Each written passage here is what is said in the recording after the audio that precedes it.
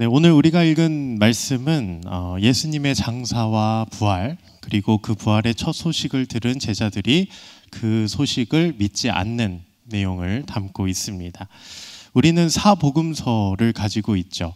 마태복음, 마가복음, 누가복음, 요한복음, 이른바 사복음서라고 부르는 책들입니다.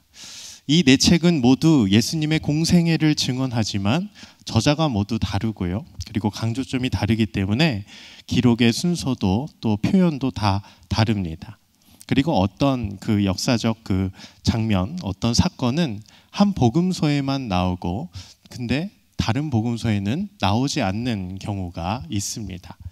그런데 예수님의 부활 사건, 오늘 본문 사건만큼은 예외가 없습니다. 그 사복음서 모두가 전하는 내용입니다. 그리고 부활의 그 아침, 그 무덤을 찾아간 여인들, 그 여인들 중에서도 특별히 이 막달라 마리아는 사복음서 공통적으로 등장하는 그런 내용입니다. 물론 각 복음서가 전하는 그 세부적인 내용은 조금씩 다릅니다. 그 부활의 첫 소식을 전하는 들은 그 여인들, 그 막달라 마리아에 대한 얘기는 세부적인 내용은 조금씩 다르지만 꼭 막달라 마리아가 들었다라는 것은 분명히 공통적으로 기록되어 있습니다. 흥미로운 것은 복음서에 등장하는 그 마리아가 굉장히 많다라는 겁니다. 여러분들도 마리아 하면 누굴 가장 먼저 떠올립니까? 예수님의 어머니, 네, 마리아를 떠올리지만 그 마리아가 한 명이 아니라는 거죠. 뭐 글로바의 아내 마리아도 있고요.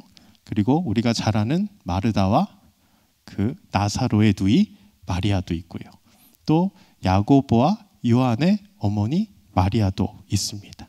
그리고 오늘 본문에 나오는 막달라 마리아까지.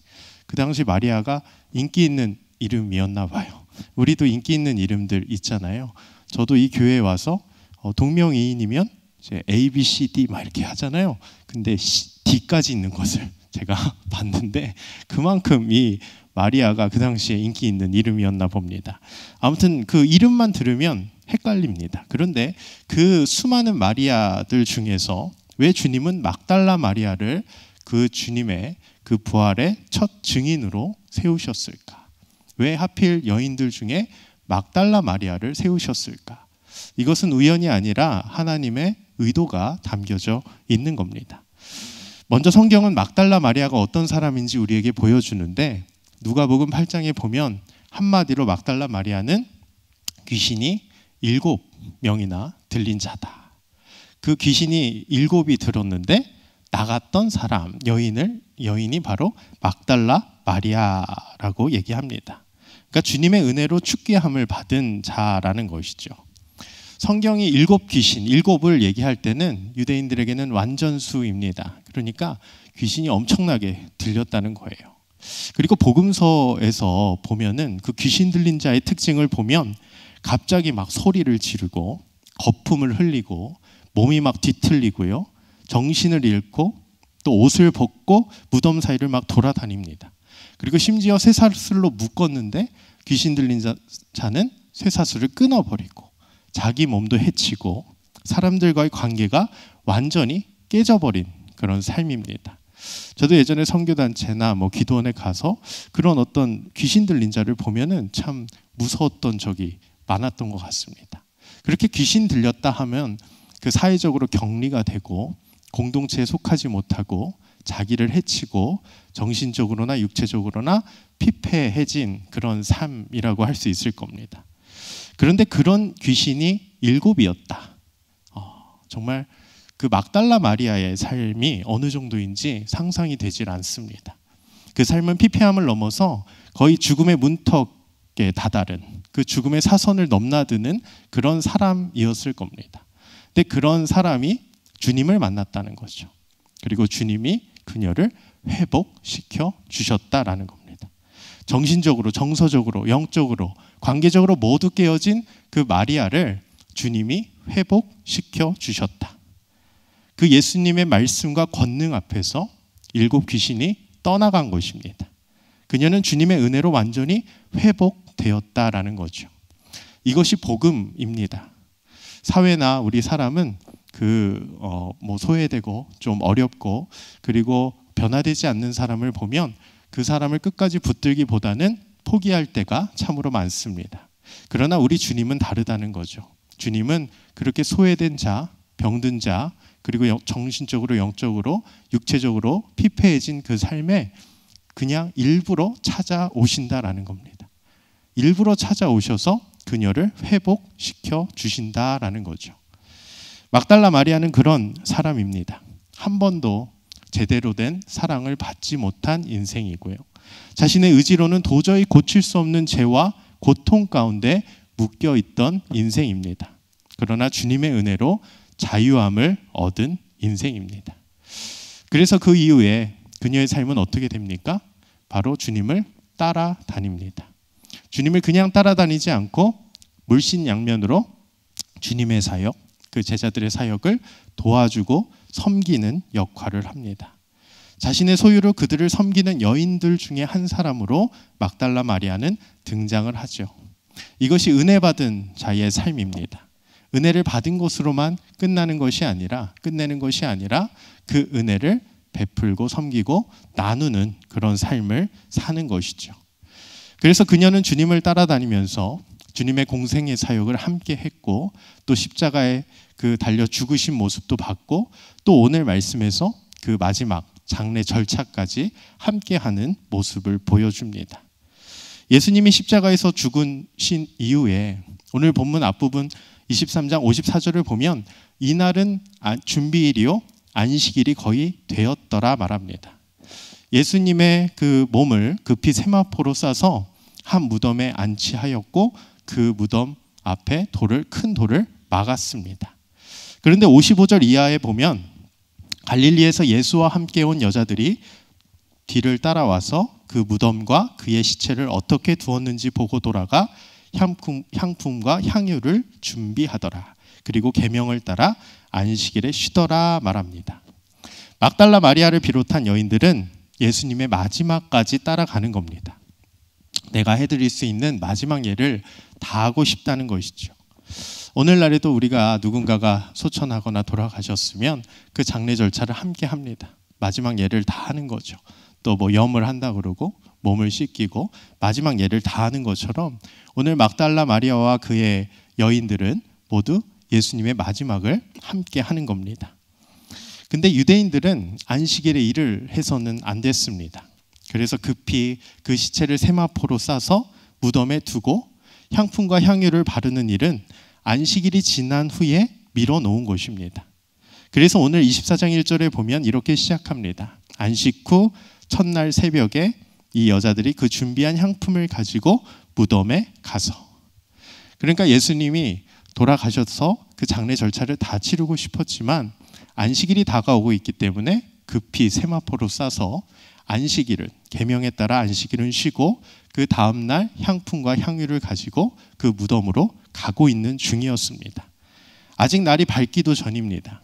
어둠이 남아있는 새벽입니다. 근데 그 새벽에 여인들은 일어나 무덤으로 향합니다. 사랑이 없으면 할 수 없는 일이죠. 두려움도 있었습니다. 그 큰 돌을 누가 굴려줄까? 그 공간복음서의 마가복음에서는 그 큰 돌을 누가 굴려줄까 하면서 걱정하는 내용도 들어 있습니다. 그렇게 두려움 반, 걱정 반 하면서 그렇게 무덤으로 갔더니 깜짝 놀랄 일이 있었죠.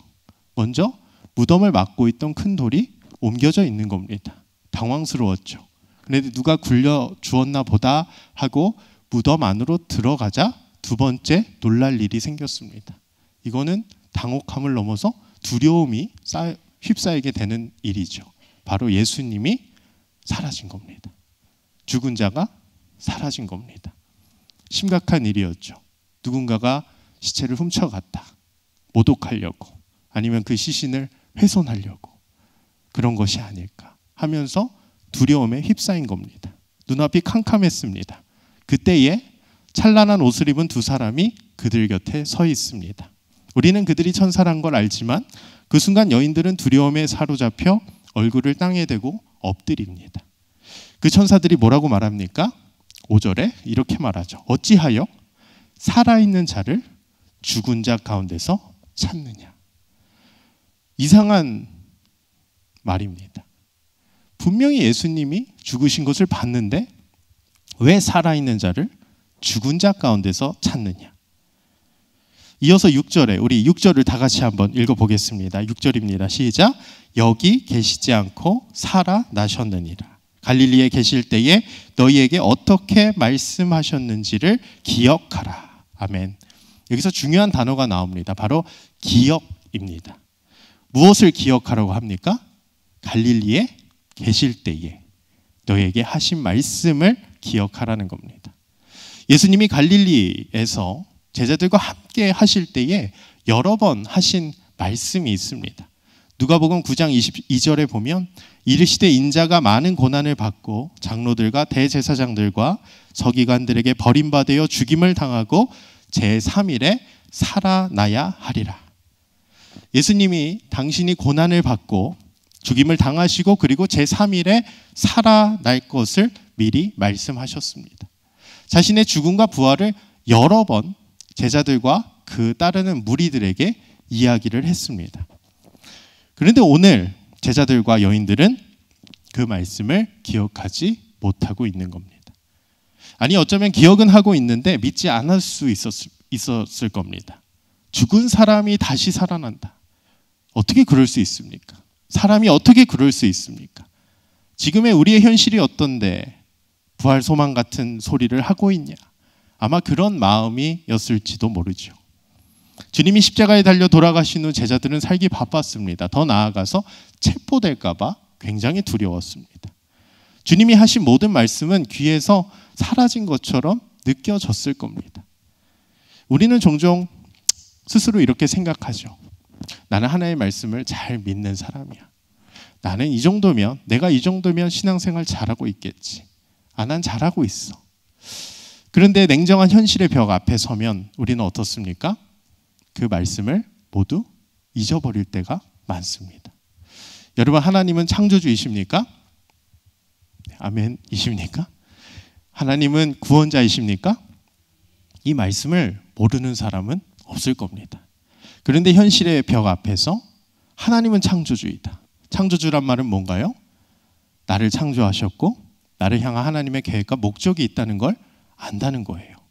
그런데 그 냉정한 현실의 벽 앞에서 우리는 그 말씀을 잊어버립니다. 정말 새까맣게 잊어버립니다. 평소에 성경 공부도 하고 설교도 듣고 하나님의 약속을 수없이 들었을 겁니다. 하나님은 우리와 함께 하시는 임마누엘의 하나님입니다. 그런데 현실의 벽 앞에서 그 임마누엘의 하나님은 온데간데 없이 사라집니다. 임마누엘 하나님, 말도 안 된다는 거죠. 꼭 나 혼자 있는 것 같은 그 두려움 속에 휩싸일 때가 많습니다. 내 인생에 큰 문제가 닥치는 순간, 병이 찾아오거나 관계가 무너지거나 경제적으로 무너지거나 자녀 문제로 마음이 찢어지는 그 순간에 우리는 그 약속을 거의 새까맣게 잊어버립니다. 그게 우리의 연약함이라는 거죠. 그 순간에는 눈앞의 현실이 너무 막막해서 너무 커 보이기 때문에 하나님이 보이지 않는다는 겁니다. 그 하나님의 약속의 말씀이 들리지 않는다는 거죠. 그래서 좌절하고 절망하고 내 인생은 끝난 것이 아닐까? 하나님은 정말 살아계시는 분일까? 이런 의심이 들 때가 있습니다. 그런데 사실 이 문제는 우리들만의 문제가 아니었습니다. 성경 속에서 이스라엘 역사를 보면 계속해서 반복되어져 온 문제였습니다. 하나님은 이스라엘 백성들을 출애굽시키셨습니다. 10가지 재앙, 놀라운 10가지 재앙으로 애굽 사람들을 무너뜨렸죠. 그 마지막 재앙이 뭐였나요? 그 장자의 죽음이었죠. 그런데 문설주의 어린 양의 피를 바른 그 집은 구원을 얻습니다. 그래서 그때부터 유월절을 지키게 된 것이죠. 이것뿐입니까? 그 출애굽한 이후에 홍해가 우리의 길을, 이스라엘의 길을 막고 있었습니다. 그때에 하나님은 그 홍해를 여셨고 그 마른 땅을 이스라엘 백성들은 건너갔습니다. 만나와 메추라기를 먹었고요. 불기둥과 부른 기둥으로 그 하나님의 인도하심을 경험했습니다. 그렇게 놀라운 경험을 한 게 이스라엘 백성들입니다. 왜 하나님이 그렇게 하셨습니까? 그들이 불쌍해서가 아닙니다. 하나님이 아브라함에게 하신 약속, 내 자손에게 이 땅을 주겠다라고 하신 그 언약의 말씀을 성취하시기 위해서입니다. 하나님은 자신이 약속하시고 그 언약을 지키시기 위해서 그들을 애굽에서 건져내시고 홍해를 여시며 광야에서 그 만나와 메추라기로 인도하신 겁니다. 하나님의 그 역사 전체가 그 약속을 성취하는 향해 가는 그 과정이었다라는 거죠. 그런데 그 과정에서 가데스 바네아에서 12명의 정탐꾼을 가나안 땅에 보내는 사건이 있었습니다. 여러분, 출애굽한 이후로 그 가데스 바네아까지 얼마나 걸렸을까요? 1년에서 1년 반 정도로 예상을 합니다. 그 홍해를 건넌 그 기적을 경험한 이후로 1년에서 1년 반이 지난 겁니다. 그리고 12정탐꾼이 가나안 땅에서 40일 동안 정탐을 하고 돌아왔는데 그 10명의 정탐꾼은 뭐라 그러나요? 그 가나안 땅에는 네피림의 후손 거인들이 있다. 그들에 비하면 우리는 메뚜기 떼와 같다라고 말합니다. 좌절하는 거죠. 우리는 절대로 들어갈 수 없다. 그 10명의 정탐꾼 얘기를 듣고 이스라엘 백성들은 혼비백산합니다. 그리고 왜 애굽에서 우리를 죽게 하냐며 원망을 하기 시작합니다. 애굽에서 먹었던 고기가 좋았다라고까지 말합니다. 이게 왜 그런가요? 하나님의 말씀을 몰라서요? 아니요. 그 말씀을 알고 있지만 현실의 벽 앞에서 새까맣게 잊어버린 겁니다. 너무 무서운 거죠. 너무 두려운 겁니다. 그런데 12명 중에 2명, 여호수아와 갈렙은 이렇게 말합니다. 그 땅은 심히 아름다운 땅이라. 여호와께서 우리를 기뻐하시면 우리를 그 땅으로 인도해 드리시고 그 땅을 우리에게 주실 것이다. 그들은 우리의 먹이라. 여호와께서 우리와 함께 하시니 그들을 두려워하지 말라. 아멘. 여호수아 갈렙, 그들은 누구를 본 건가요? 바로 하나님을 본 겁니다. 그 땅을 차지할 수 있는데 한 가지 조건이 있는 겁니다. 하나님이 우리를 기뻐하시면, 하나님이 그 땅으로 우리를 인도하시고 그들은 우리의 먹이가 될 것이다. 하나님이 우리와 함께 하시니 그들을 두려워하지 말라 선포하고 있는 겁니다. 여호수아 갈렙은 문제를 바라본 것이 아니라, 냉정한 현실을 바라본 것이 아니라 바로 하나님의 약속을 붙들었던 것입니다. 신실하신 하나님을 본 것입니다. 하나님이 하실 줄 믿습니다. 하나님이 약속하시고 하나님이 약속하신 것, 자신이 약속하신 것을 끝까지 성취해 가실 줄 믿습니다. 이것이 하나님입니다. 그런데 이스라엘 백성들은 누구의 말을 들었습니까? 하나님의 말씀을 선포한 여호수아 갈렙이 아니었습니다. 현실의 벽을 상세하게 설명한 10명의 정탐꾼이었습니다. 눈에 보이는 현실을 말해주는 10명의 말에 마음이 빼앗겼습니다. 왜냐하면 그 순간에는 하나님의 약속이 생각나지 않기 때문입니다. 눈앞에 있는 거인들이 더 크게 보이고 성읍의 성벽은 더 높게 보이고 자신은 더 작아 보이기 때문이죠. 오늘 예수님의 제자들도 마찬가지였습니다. 여인들도 마찬가지였어요. 그들은 주님이 말씀하신 것을 들었습니다. 내가 고난을 받고 죽임을 당하고 제3일에 살아날 것이다. 여러 번 들었습니다. 그런데 막상 예수님이 십자가에서 죽으시는 그 순간에 그들의 모든 기대는 무너진 겁니다. 이분이 모든 것을 뒤집고 새 나라를 세우실 줄 알았는데 이렇게 무기력하게 죽다니 너무 허무한 겁니다. 그들에게 죽음은 곧 패배였습니다. 십자가는 끝이었습니다. 그래서 그들은 부활의 약속을 중요한 것으로 여기지 않았습니다. 죽었는데 뭘? 죽었는데 다 끝났지. 오히려 허풍 아니었냐, 우리가 착각한 것이 아니었냐 하는 마음도 들었을지도 모릅니다. 그런데 오늘 본문은 거기서 끝나지 않습니다. 중요한 것이 있습니다. 여인들이 천사의 말을 듣고 어떻게 반응합니까? 8절에 우리 8절을 다 같이 한번 읽어볼까요? 시작. 그들이 기억하고, 여기서도 기억이란 단어가 나옵니다. 아까는 분명히 기억하지 못했습니다. 부활을 생각하지 못했습니다. 그러나 천사들이 기억하라라고 말씀하실 때 성령께서 그들의 마음을 깨우십니다. 그제서야 예수님이 갈릴리에서 하신 말씀이 기억나는 겁니다. 내가 고난을 받고 죽임을 당하고 제3일에 다시 살아날 것이다. 사랑하는 성도 여러분, 이게 은혜인 줄 믿습니다. 우리는 잊어버리지만 하나님은 기억하고 계십니다. 하나님만 기억하시는 것이 아니라 그 말씀을 우리에게 계속해서 상기시켜 주신다라는 것이죠. 여러분, 너는 금붕어야 이러면 기분 좋으세요? 기분 나쁘시죠? 예, 금붕어는 기억력이 몇 초래요? 3초라고 흔히들. 근데 그게 또 아니랍니다. 네, 그게 아니라고 하는데 흔히 우리는 너 금붕어야, 너 기억력 왜 금붕어니? 이러면 사실 기억력 3초다. 너 기억력 안 좋다. 머리 나쁘다. 이런 얘기잖아요. 여러분, 우리가 기억력이 나빠요. 그렇죠? 은혜를 경험했는데, 분명히 기적을 경험했는데, 그 구원의 기쁨을 우리가 누렸는데 온데간데 사라집니다. 금방 잊어버립니다. 금방 까먹습니다. 하나님이 살아계셔? 어제까지만 해도 하나님은 살아계십니다 찬양하고 하나님께 영광 돌려도 다음날 문제가 터지면 언제 그랬냐는 듯이 하나님을 원망할 때가 참으로 많습니다. 이것이 우리의 모습입니다. 우리는 약속을 붙들지 못합니다. 그러나 괜찮습니다. 왜냐하면 우리 신실하신 하나님께서 자신의 약속을 이뤄 가실 줄 믿습니다. 우리는 까먹지만, 우리는 잊어버리지만 하나님은 자신의 약속을 끝까지 기억하시고 그 약속을 성취하십니다. 그리고 그 말씀을 우리에게 계속해서 전달하고 그 약속을 상기시켜 주시는 겁니다. 오늘 이 예배의 자리가 바로 그런 자리입니다. 우리가 주일 예배뿐만 아니라 우리 수요 예배, 금요 예배 오는 이유가 뭔가요? 이 하나님의 약속을 상기시키기 위해서입니다. 다 아는 내용인데 뭘? 나 다 알고 있어. 그럼에도 반복적으로 듣는 이유가 뭡니까? 우리는 쉽게 잊어버리기 때문에, 현실의 벽 앞에서 금방 무너지기 때문에 다시 이 예배의 자리에 나와 말씀을 듣고 그 하나님의 약속을 다시 한번 기억하는 겁니다. 그래, 하나님이 약속하셨지. 내가 지금 상황은 이렇지만 하나님이 약속하셨지. 하나님이 날 사랑하시고 하나님이 나와 함께 하신다고 약속하셨지. 모든 것을 협력하여 선을 이룬다고 하셨지.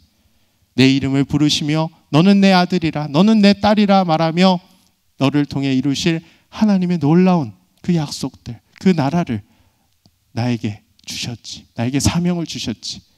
이 말씀을 통해서 다시 한번 그 약속을 기억하는 것입니다.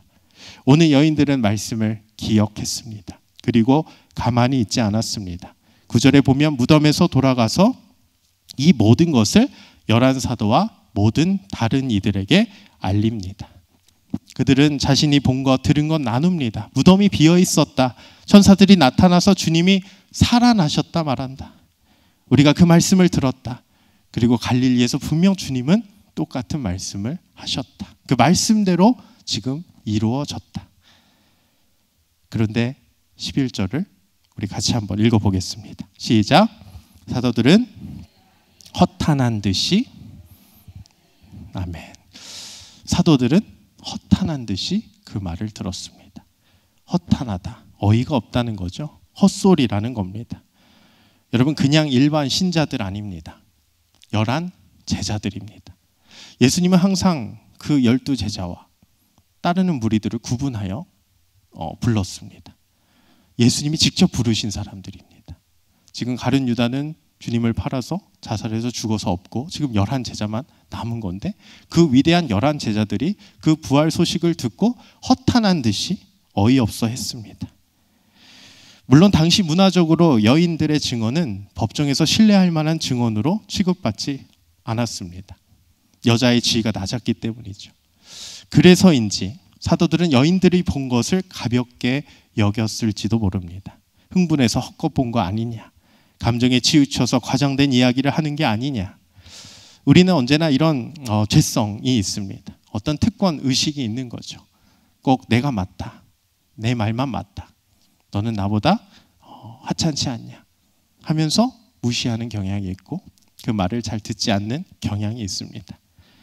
그런데 하나님은 그런 우리를 깨뜨리십니다. 부활의 첫 증인들을 사도들이 아니라 그 여인들 중에서도 7 귀신이 나간 막달라 마리아로 세우셨다는 것은 하나님께서 인간의 자랑을 내려놓게 하시고 오직 주님만 영광 받으시겠다는 선언인 것이죠.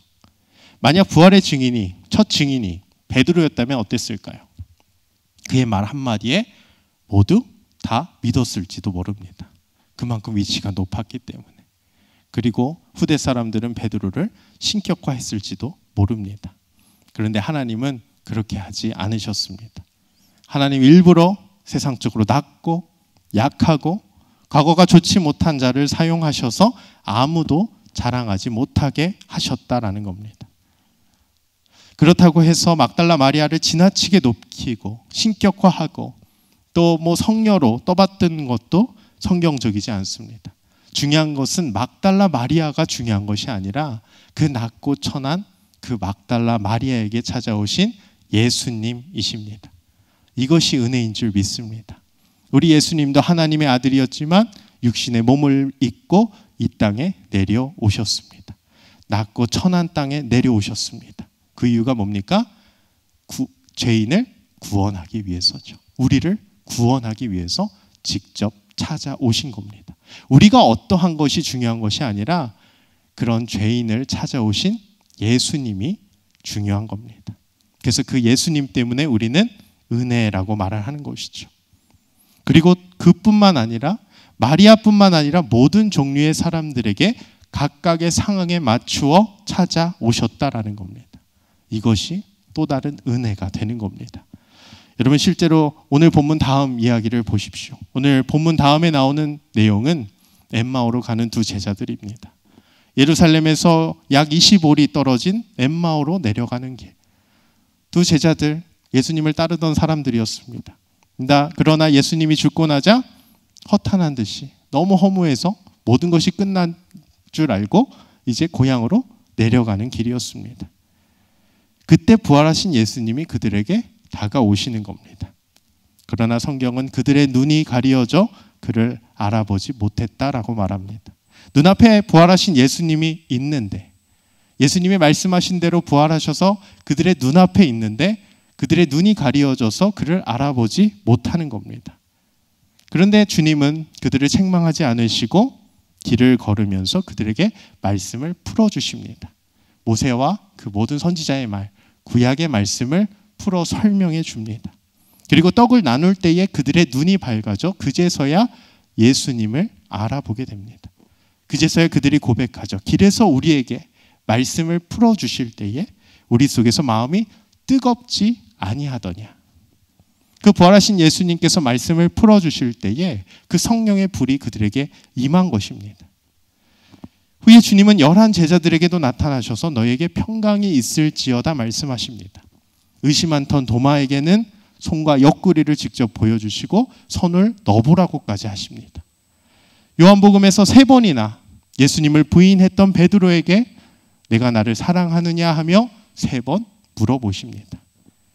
사도행전 1장 3절은 이렇게 말합니다. 그가 고난받으신 후에 또한 그들에게 확실한 많은 증거로 친히 살아계심을 나타내사 40일 동안 그들에게 보이시며 하나님 나라의 일을 말씀하시니라. 사도 바울도 고린도전서 15장 6절에 후에 500여 형제에게 일시에 보이셨다고 증언합니다. 여러분 이게 무슨 뜻입니까? 주님은 한 사람에게만 보여주고 부활을 보여주고 그래 이제 믿든지 말든지 네 마음대로 해라 이런 분이 아니라는 겁니다. 막달라 마리아에게만 보여준 것이 아닙니다. 다양한 사람들에게 다양한 상황에서 반복해서 확실한 증거로 친히 살아계심을 나타내셨다라는 겁니다. 누구도 증거가 부족했다라고 변명하지 못하게 하십니다. 동시에 누구도 나는 남들보다 먼저 봤다고 자랑하지 못하게 하십니다. 중요한 것은 누가 크냐 누가 먼저냐 이게 아니라 주님께서 각 사람에게 맞게 부활의 복음을 들려주시고 믿게 하신다라는 사실입니다. 이것이 은혜인 줄 믿습니다. 하나님은 오늘도 우리에게 각자에게 말씀하시고 그 약속을 기억나게 하십니다. 우리는 모두 다 소중한 존재죠. 각자의 상황에 맞추어서 그 성향에 맞추어서 그 시기에 맞추어서 그 부활하신 예수님이 우리에게 찾아와 주신다. 그리고 그 말씀을 기억나게 하신다라는 겁니다. 이것이 은혜인 줄 믿습니다. 각자의 형편이 다릅니다. 문제가 다릅니다. 우리는 연약하여서 믿음이 막 좋을 때도 있지만 믿음이 연약해질 때도 있습니다. 도마처럼 의심이 많은 자일 수도 있겠죠. 베드로처럼 주님을 배신해서 그 상처가 많은 자일 수도 있습니다. 막달라 마리아처럼 과거에 그 나의 잘못된 죄로 인해서 자책하고 그 속에서 너무 괴로워하는 분들도 있을 것입니다. 그런데 각 사람에 맞추어서, 그 형편에 맞추어서 예수님이 찾아와 주십니다. 그리고 그 약속을 기억나게 하시고 우리를 위로해 주신다라는 겁니다. 이것이 은혜인 줄 믿습니다. 여기서 우리는 개혁신학이 늘 강조해온 중요한 진리를 다시 붙듭니다. 칼빈을 비롯하여 개혁자들은 하나님께서 성령으로 우리에게 그리스도의 모든 은혜를 적용하실 때에 아무 수단 없이 갑자기 무질서하게 혼란스럽게 하시는 것이 아니라 정해진 수단을 통해 하신다고 가르치고 있습니다. 그 정해진 수단이 뭐냐? 바로 말씀과 성례입니다. 말씀은 우리가 지금 예배에서 말씀을 듣는 것이고, 성례는 성찬과 세례입니다.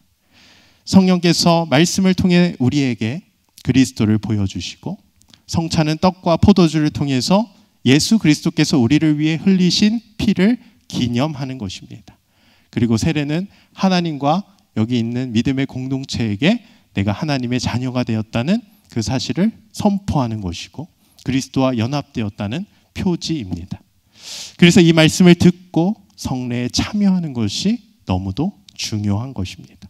말씀을 듣고 약속을 기억해야 됩니다.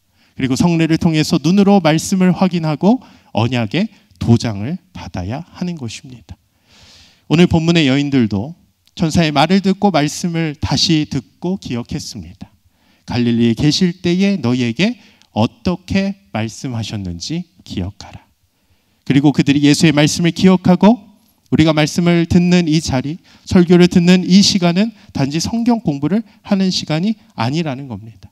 성령께서 내 안에 역사하셔서 잊혀진 약속을 다시 기억하게 하는 시간입니다. 무너진 소망을 다시 세우는 시간이고, 현실의 문제보다 크신 하나님을 다시 바라보는 시간입니다. 오늘 말씀은 단순히 막달라 마리아가 부활의 첫 소식을 전했다, 이것으로 끝나지 않습니다. 그 막달라 마리아를 시작으로 모든 이들에게 부활한 예수님이 자신을 보여주셨습니다. 그리고 부활의 소망을 갖게 해주셨습니다. 근데 각자의 상황에 맞춰, 각자의 시기에 맞추어 그 부활한 예수님이 직접 찾아오셨다라는 겁니다. 그러므로 우리가 믿음이 연약해질 때에 자책을 하면 안 됩니다. 자책을 하기 전에 먼저 말씀 앞에 서야 됩니다. 그 말씀으로 그 연약해진 내 마음과 그 무너진 내 믿음을 다시 세워야 됩니다.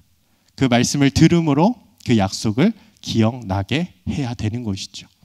그 말씀으로 우리는 변화될 줄 믿습니다. 그 말씀으로 하나님의 약속을 다시 한번 붙들 줄 믿습니다.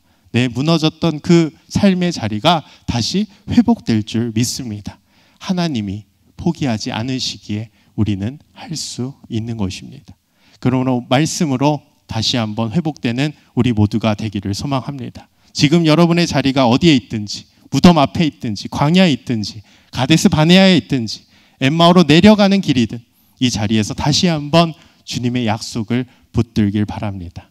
그리하여 다시 한번 부활의 증인으로 내가 있는 그곳에서 그 부활한 예수님을 전하는 우리 모두가 되기를 소망합니다. 분명히 주님은 자신의 약속을 이루실 것이고 부활의 기쁨을 우리에게 주실 줄 믿습니다. 그 믿음 가지고 말씀을 다시 한번 붙들며 나아가는 우리 모두가 되기를 주님의 이름으로 축복합니다.